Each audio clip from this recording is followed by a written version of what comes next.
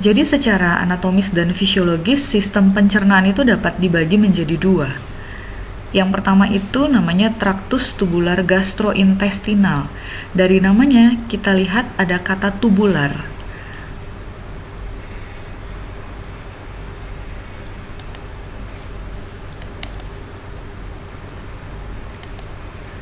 Oke, kita lihat di sini ada kata tubular, artinya itu berbentuk seperti tabung.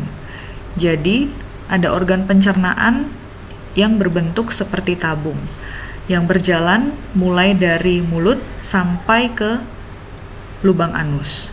Kemudian ada juga yang disebut dengan organ-organ aksesori pencernaan. Aksesori artinya apa?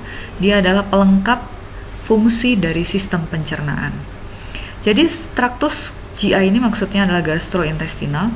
Traktus gastrointestinal itu terdiri dari kavitas oris atau rongga mulut, kemudian faring atau kerongkongan, kemudian ada esofagus, lalu ventriculus atau lambung, duodenum, yeyunum dan ileum yang zaman SMA kalian disebut dengan usus halus. Kemudian intestinum crassum itu terdiri mulai dari cecum, lalu appendix, kolon, rectum, dan yang terakhir adalah anus. Jadi intestinum crassum ini nama lainnya adalah usus besar. Kemudian yang dimaksud dengan organ aksesori pencernaan itu terdiri dari gigi, lalu lidah, kelenjar ludah, hepar atau hati, vesicaphelea atau nama dari kandung empedu, dan pankreas. Tapi untuk pankreas ini akan dibahas nanti di blok khusus untuk blok endokrin atau blok 13. Oke, kita mulai dari rongga mulut. Jadi selagi saya menerangkan, kalian mendengarkan video ini, kalian bisa meraba rongga mulut kalian dengan menggunakan lidah. Jadi bisa lebih mengerti batas-batasnya dan gak puyeng. Jadi kavitas oris ada batas-batas wilayahnya. Bagian atas itu dibatasi oleh palatum. Palatum coba kalian raba dengan lidah. Yang bagian depan itu disebut dengan palatum durum yang keras. Kemudian di bagian belakang itu yang lunak itu disebut dengan palatum mole. Ini adalah batas atas dari rongga mulut. Kemudian batas bawah, coba diangkat lidahnya. Di bawah itu ada seperti dasarnya, itu disebut dengan diafragma oris. Lalu di bawah juga ada lidah. Lalu di bagian depan, batas rongga mulut itu adalah bibir atau labia oris. Sedangkan di bagian belakang itu ada merupakan rongga perbatasan antara rongga mulut dengan faring, itu disebut dengan isthmus faucium. Kemudian pada rongga mulut itu berjejer gigi-gigi kita. Nah, gigi kita itu melekat pada yang namanya processus alveolaris. Nama tulangnya processus alveolaris, kemudian tulangnya ditutupi oleh yang disebut dengan gusi atau gingiva. Kemudian rongga mulut itu ternyata bisa dibagi menjadi dua bagian. Kita lihat gambar di sebelah, yang berwarna ungu, yang bagian tengah, tempat makanan itu lewat, itu disebut dengan cavitas oris propria. Sedangkan di antara pipi dan gigi itu disebut dengan vestibulum oris. Jadi vestibulum oris itu ini yang berwarna hijau. Jadi kalau kalian sikat gigi, mau sikat gigi geraham, kan ada ruangan yang terdapat di antara pipi dan gigi. Nah, nama ruangan itu disebut dengan vestibulum oris. Jadi bedakan antara cavitas oris propria, ini adalah rongga mulut yang di tengah-tengah yang berungu, sedangkan vestibulum oris itu adalah rongga yang terdapat di antara pipi dan gigi.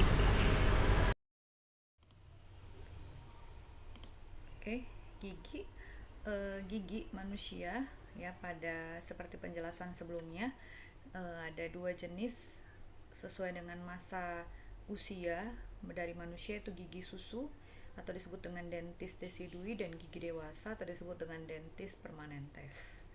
Nah, untuk bagian-bagian gigi, baik itu dia gigi susu maupun itu gigi dewasa, ataupun dari jenis gigi-gigi seri, gigi eh, rahang, gigi molar, itu tetap bagiannya sama, yaitu terdiri dari corona dentis. Corona itu adalah mahkota. Ini corona yang yang menonjol keluar dari gusi, itu disebut dengan corona dentis. Kemudian ada radix dentis, itu yang ditutupi oleh semen, dan di antara keduanya itu adalah cervix dentis atau leher gigi. Leher gigi itu artinya bagian mahkota yang terbenam di dalam gusi dan juga yang sudah ditutupi sebagian bagian bawahnya ditutupi oleh semen. Yang berwarna merah tua ini itu disebut dengan cementum atau semen gigi. Nah, itu adalah bagian dari luarnya. Sekarang kita lihat bagian-bagian yang dalam. Mahkota gigi atau corona dentis itu dilapisi oleh yang namanya enamelum. Ya, enamelum atau email, bukan email ya. Nah, enamelum ini dia tidak memiliki sel. Oleh karena itu kalau dia rusak, misalnya berlubang, dia tidak dapat beregenerasi kembali. Oke, oleh karena itu jagalah kesehatan gigimu.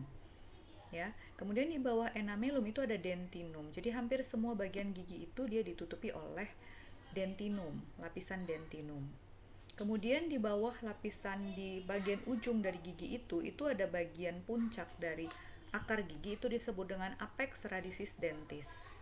Nah, pada bagian apex radicis dentis ini itu terdapat suatu lubang masuknya yang akan dilewati oleh yang berwarna merah ini adalah pembuluh darah, yang berwarna kuning adalah pembuluh limf, dan juga dia dilewati oleh persarafan. Jadi setiap gigi itu akan memiliki persarafannya sendiri-sendiri.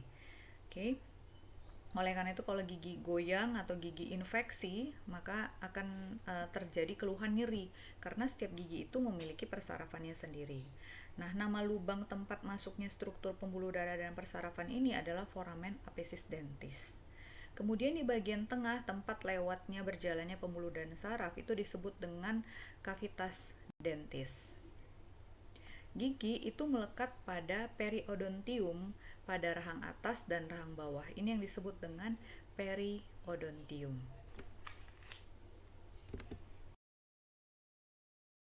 Ini yang saya sebutkan tadi, bahwa gigi itu tetap terdiri dari corona dentis dan radix dentis, tetapi bentuk corona dan jumlah radix yang berbeda-beda.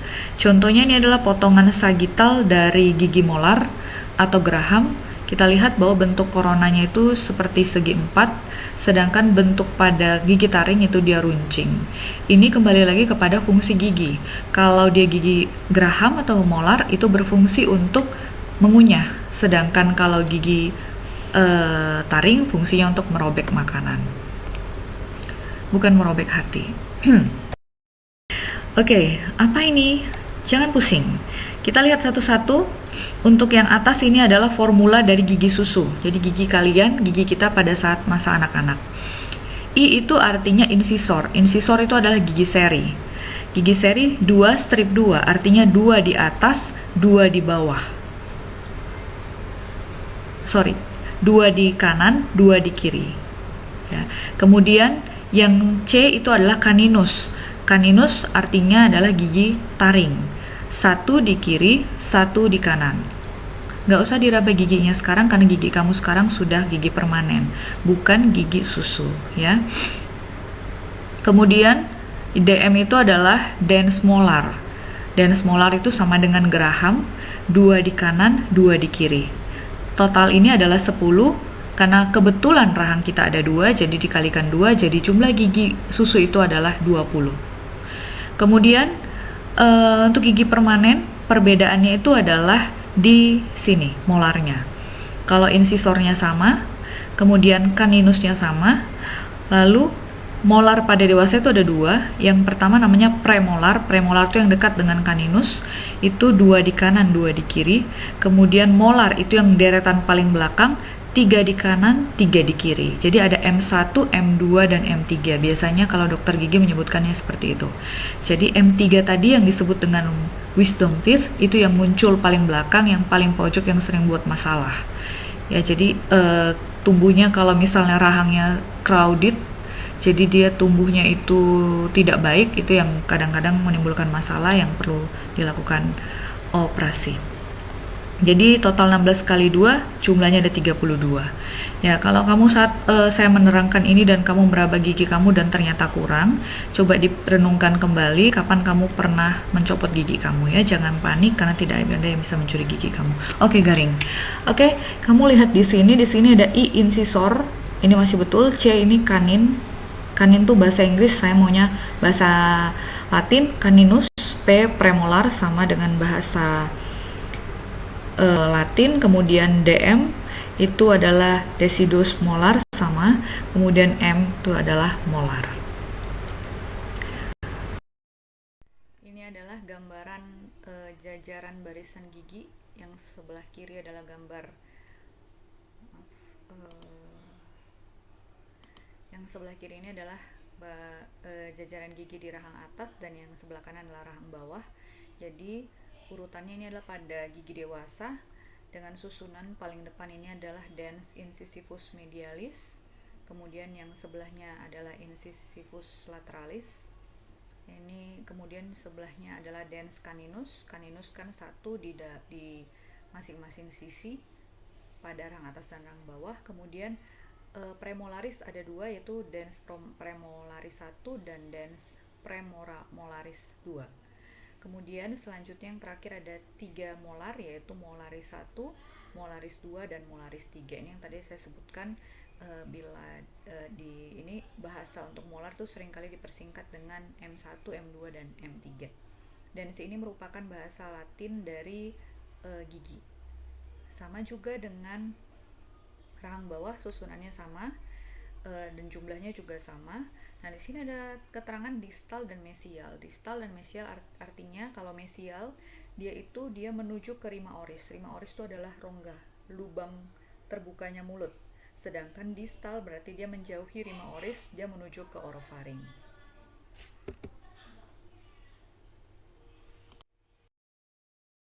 Oke, kita lanjut ke bagian yang paling kamu suka, yaitu pembuluh darah.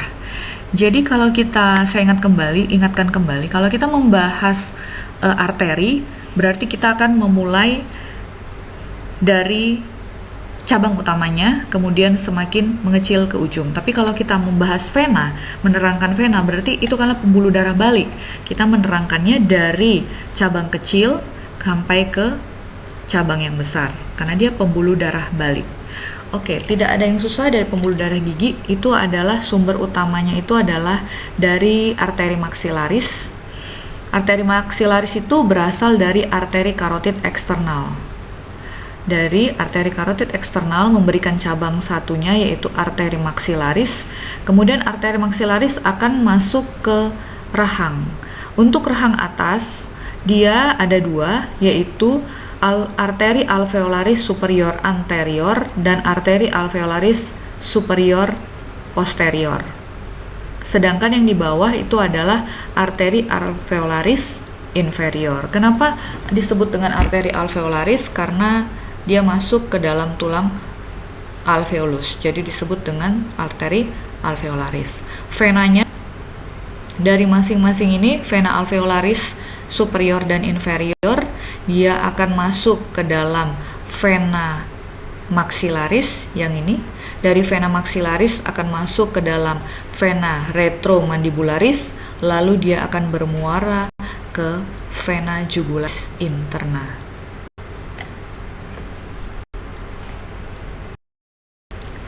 Selanjutnya kita akan membahas anatomi lidah atau disebut dengan lingua. Ini saya tidak akan bahas seluruhnya anatomi lidah. Kenapa? Karena kita akan membahas lagi nanti di blok 11, yaitu blok special sense atau sistem indera. Jadi kalian pasti pernah mendengar lidah tak bertulang. Jadi peribahasa itu sangat anatomis sekali. Kenapa? Karena memang sungguh lidah itu tidak memiliki tulang. Dia semuanya terdiri dari kumpulan otot intrinsik dan ekstrinsik. Jadi otot-otot intrinsiknya ini juga bagian yang paling kalian suka ya. Otot-otot intrinsiknya itu ada musculus longitudinalis, musculus verticalis, dan transversus. Yang longitudinalis dia ada dua. Yang superior dan inferior. Sedangkan yang musculus verticalis itu satu aja, tinggal tambahkan lingua di belakang, yaitu musculus verticalis lingua. Lalu yang bentuknya transversus itu musculus transversus lingua. Otot-otot intrinsik, intrinsik artinya dia yang menyusun lidah. Jadi fungsi dari otot intrinsik adalah untuk mengubah bentuk lidah. Sedangkan otot ekstrinsik adalah otot-otot yang melekatkan lidah ke struktur di sekitarnya. Itu ada musculus hyoglossus, musculus genioglossus, musculus styloglossus, dan musculus palatoglossus. Hyoglossus, genioglossus, styloglossus, dan palatoglossus. Dan semua otot lidah ini dipersarafi oleh cranialis 12 atau nervus hypoglossal, kecuali musculus palatoglossus, dia dipersarafi oleh nervus cranialis 10 atau nervus vagus. Berikutnya adalah bagian-bagian lidah. Lidah itu dibagi menjadi dua bagian besar. 2/3 anteriornya itu adalah disebut dengan corpus lingua, dan 1/3 posteriornya itu disebut dengan radix lingua. Radix artinya akar dari lidah, sedangkan corpus adalah badan, di mana keduanya itu dipisahkan oleh sulcus terminalis lingua yang berbentuk huruf V, di mana sudut V-nya itu mengarah ke bagian orofaring. Kemudian kalau kita rasakan lidah kita, pada permukaan lidah itu dia teraba kasar. Itu karena terdapat papila. Papila ini yang berfungsi untuk menerima sensori rasa, sensori suhu yang sampai ke lidah. Itu disebut dengan papila lingua. Kemudian pada bagian ujung lidah ini itu disebut dengan apex lingua. Lidah dibagi menjadi dua bagian sama besar itu oleh sulcus medianus lingua. Sulcus terminalis lingua. Lalu kalau kita lihat bagian bawah facies inferior, facies artinya bagian organ yang menghadap ke. Jadi kalau inferior berarti facies inferior bagian organ yang menghadap ke inferior. Pada facies inferior kita dapat menemukan ini lipatan ini, itu disebut dengan frenulum lingua. Kemudian kalau kita angkat dia sebentar saja di sini sudah menumpuk air ludah. Bukan, nanti kamu coba di kaca kamu lihat menumpuk air ludah. Kenapa? Karena di samping dari frenulum ini terdapat muara dari kelenjar air ludah, yaitu muara dari glandula submandibularis dan sublingualis. Oke, ini dia kelenjar air ludah. Kelenjar air ludah itu atau nama lainnya adalah glandula salivari. Glandula salivari itu terdiri dari banyak sebenarnya, tetapi banyak jumlahnya di sekitar rongga mulut, tetapi yang paling besar itu ada 3, yaitu glandula parotid, glandula submandibularis, dan glandula sublingualis. Kita mulai dulu dengan yang ini, karena gambarnya paling atas. Glandula salivari yang paling besar itu adalah glandula parotid atau kelenjar parotis. Itu terletak di bawah arcus zygomaticum, pada fossa infratemporalis, di bawah daun telinga. Jadi kira-kira di bawah daun telinga. Jadi glandula parotid ini terdapat di antara kulit dan musculus masseter. Jadi dia. Jadi kalau misalnya kalian pernah mendengar mumps, itu merupakan infeksi dari glandula parotid. Jadi dia gejalanya adalah bengkak di bawah telinga dan pasien itu tidak bisa membuka mulutnya. Itu disebabkan oleh virus. Nanti dibaca lagi ya. Kemudian ada glandula submandibularis dan sublingualis, ini dua-duanya terletak di bawah lidah. Jadi yang submandibularis ini ada yang bagian superficial dan profundanya. Kemudian ada sublingualis yang terdapat di depannya. Jadi ini posisinya di bawah lidah. Sedangkan tadi glandula parotid itu terdapat di bawah telinga antara kulit dan musculus masseter. Ini dia jadi kira-kira glandula submandibularis dan glandula sublingualis itu terletak di bawah diafragma oris ini. Dan muaranya itu terdapat di kanan kiri dari frenulum. Jadi ini frenulum, di sini kalian perhatikan, coba nanti ngaca, lihat punya sendiri. Di sini ada seperti lubang kecil, itu adalah muara dari glandula submandibularis, baru di bagian pinggirnya lagi adalah muara dari glandula.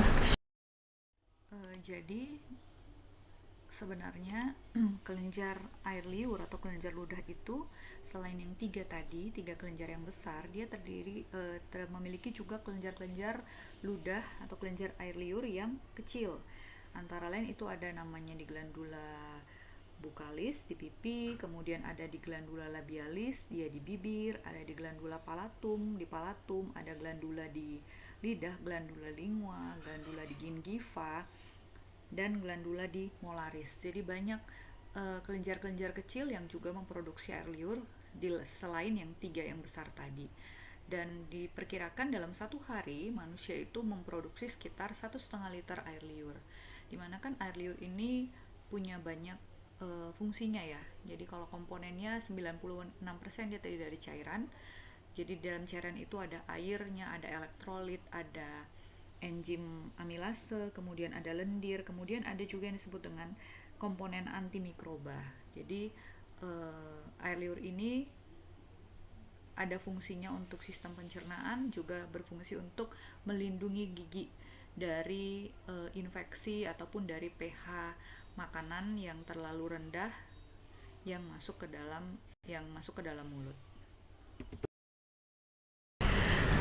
Oke, selanjutnya adalah otot mengunyah. Jadi mengunyah makanan itu bukan hanya kamu membayangkan adalah kerja dari gigi. Ya, kalau waktu SMA sesimpel itu kerja dari gigi.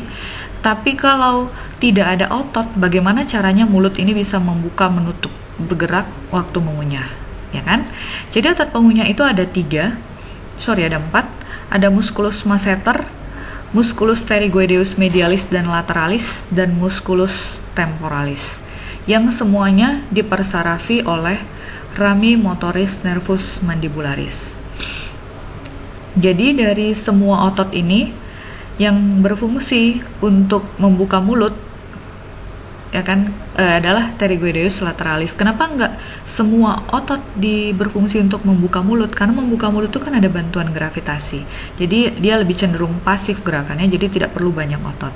Oke, kita lihat di mana sih otot-otot ini berada. Yang pertama musculus masseter, ini tadi sudah saya sebutkan waktu memperkenalkan kelenjar glandula parotid.